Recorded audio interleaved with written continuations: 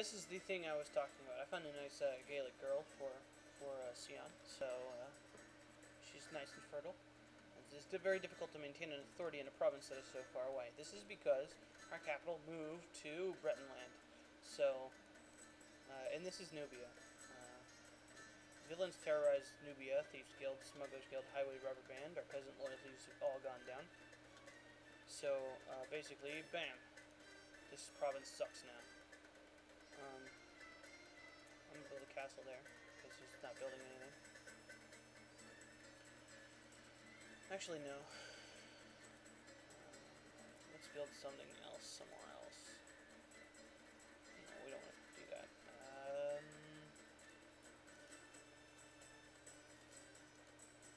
Alamain, okay.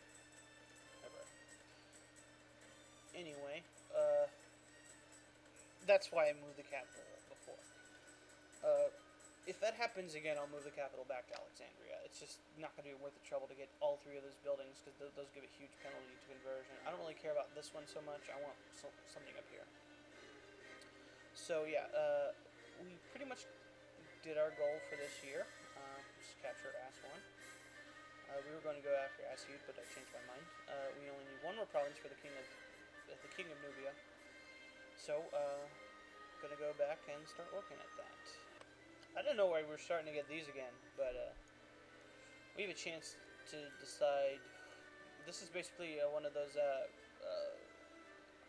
personality events we get early in the game, but we have a bunch of traits, so I don't know why we're getting this. To decide whether or not to lower the gate of the drawbridge at night, as the people of the town could enter the castle's courtyard producing noise. Get a bit of confusion will make the night more cheerful. Gain prestige and get gregarious. I don't remember what gregarious does. I know it gives you penalty to stewardship. We could say always lower the gate, no noise, please. This will basically give us it gives us a bonus to health and shy. Shy is a penalty to diplomacy, I think. It is the opposite of a gregarious, but it does give us a bonus to health. I think I'm going to do this one, which lowered our diplomacy and increased our stewardship. It also reduced our intrigue, but I don't really care since we didn't put us into stability problems. So, we're going to make more money. But I did that because of the health boost. Because we lost, if you remember, we lost a health from an event.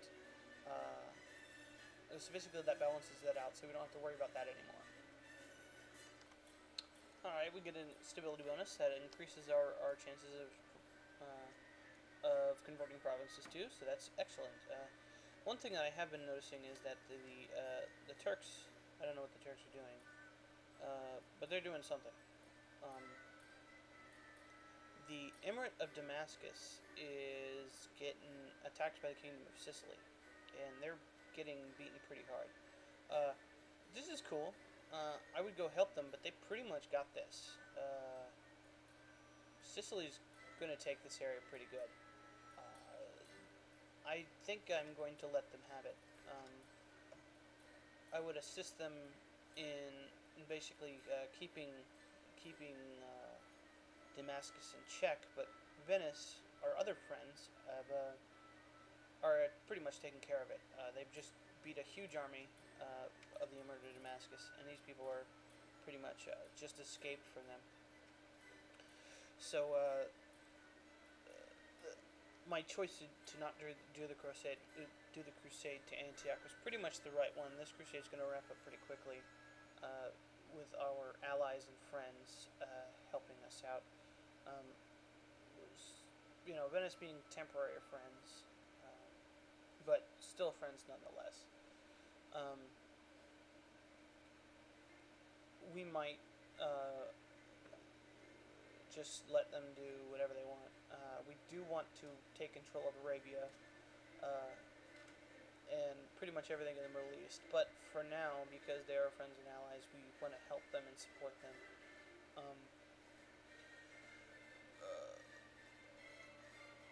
So yeah, doing well. Haven't gotten any crappy events for that. We don't want to build any church buildings or moneylenders. Moneylenders because it prevents we give it a penalty of piety for them. Just kind of hope that everything goes away and goes back to normal. We do have a court of justice in pretty much every province, so that'll help out. We're building stuff and just getting as good as we can as far as things go. Okay, here's an event that I don't think we've seen: a great royal feast. We could choose. I will finance it myself for the glory. Our noble loyalty in Katara goes up, which is over here. We lose 120 gold and gain 126 gold and gain 23 prestige. We can let the peasantry pay at least half, lose peasant loyalty, gain noble loyalty, lose less gold and get less prestige. We can say slap them around a bit with a large trout instead, and our noble's loyalty goes down. We have enough money, so we're going to finance it and get some prestige. Prestige increases the way people like us, so it's always good to have a lot of it. Alright, Isabel, Philip's daughter, is available for marriage, so let's try to marry her off to our ally in the Kingdom of Sicily. And the King of Sicily is not married, so let's try marrying her off to him. And the Pope died. He declined, but sometimes it takes more than one, so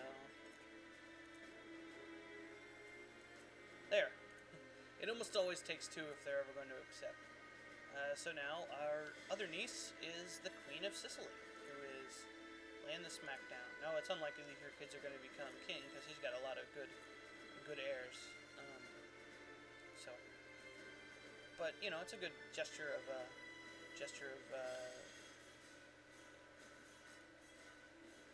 solidarity with our friends. So yeah, technically a good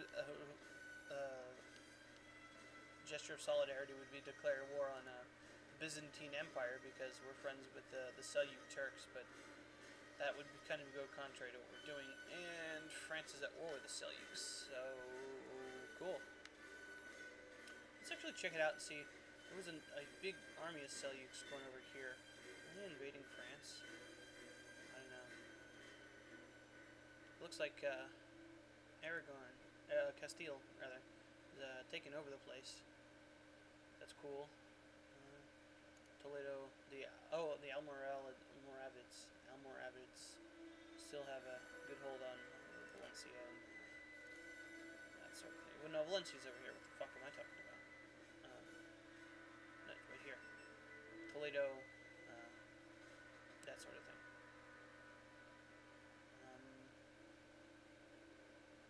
And down here. Now, Almoravids are probably the second strongest of the Muslim powers. Anyway, yeah. France is doing the France thing, the thing they always do. France is like a supervillain in this game, unless they collapse. So, yeah. Back to waiting on our reputation to go down to take Assyut. Now this is interesting. A little bit of interfamily relations issues. Sion here is wanting to challenge his fierce rival in a duel, who is Marzin, his cousin. I've thought about this. I don't want to banish this guy because he's great. I don't want to allow the duel user because I don't want to lose either of them, so I'm going to take the middle action. They're gaining loyalty at a good rate, so I'm not really worried about them defect because of that. So yeah, basically just keeping everything in order. That was earlier why I was trying to keep them from being rivals with each other. This one kind of slipped through. I kind of wasn't paying attention. But this is the kind of thing I was trying to avoid. It can be dangerous. Okay, Elfwin, Francis's wife has died. She was not our steward, but she had awesome stewardship. I'm not sure why she wasn't our steward. Oh, because she was sick. Okay. So yeah, we need to find him a new wife. find a young one. He could have some more kids, and he's doing pretty well. Yeah. Just trying to perpetuate the empire. Okay, looks like Sion here has gotten the level 3 ecclesiastical education, scholarly theologian. He's really nice. It's not the level 4, but this is very, very acceptable. He would have been better if he got the level 2, but this is great. Now we get a solid, pretty third level heir. That's going to be great, and he'll make a good leader to a bishopric or something. You know, he's going to be great. Okay, here's one of those things I was talking about at the very beginning when I was talking about the Jewish provinces. They still exist, but they are not controlled by the Jews, unfortunately. This one might be. Nope. Okay. So their days are numbered because this one's controlled by Orthodox, who convert very easily. The Muslims don't really convert that easily, but they still have little chance of becoming part of a non-Muslim part. There's a big chunk of Muslims up here. Anyway, the pogroms against the Jews. Earlier we saw the Crusaders attacking them, but these are the townsfolk doing it. We can ignore it, and we lose the moneylenders in Manpura, which is right here, which is currently having an illness, and our burgher power goes down, and our loyalties, our peasant loyalty goes up. We can stop them, which gives us prestige. There's a chance of revolt, and the burgher loyalty goes up. Peasant loyalty goes down. Or we can help them lose the moneylenders. We gain piety. As you can see, we lose piety. We gain piety for basically doing bad things to the Jews, because the Pope is an asshole, I guess. Our burgher loyalty goes down, peasant loyalty goes down, burgher power goes down, peasant loyalty goes up. We gain 17 gold, the prosperity goes to struggling, and a 10% chance of looted. Piety bonus isn't worth it. The moneylenders is a good building. We're going to stop them for the prestige because we don't get a hit to it, and there's no revolt. So basically all we did was get prestige from them. Oh damn. We're going to go with it's probably nothing again. She's not cheating with anybody, and we didn't get any noticeably bad traits. Generous. Oh, we got generous, but damn. As you can see, generous is a -1 to stewardship. It's not too bad because we get a bonus to both prestige and piety. And it is a good event. People do like it. So that's not too bad. More importantly, our wife's not cheating on us. So yeah. Well, speak of the devil. Looks like she's cheating on us. With us. That doesn't make any sense, but we're expecting a child. Okay, get one of these again. Look at who it is. The Duchy of Brittany. That's cool, because we want him to have a strong relationship with our Duchy of Brittany as we can. He's already a loyalist. Alwyn here. His father was a very good asset to us.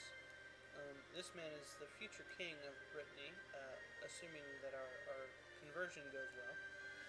So we're going to pick this one, and maybe get a health boost.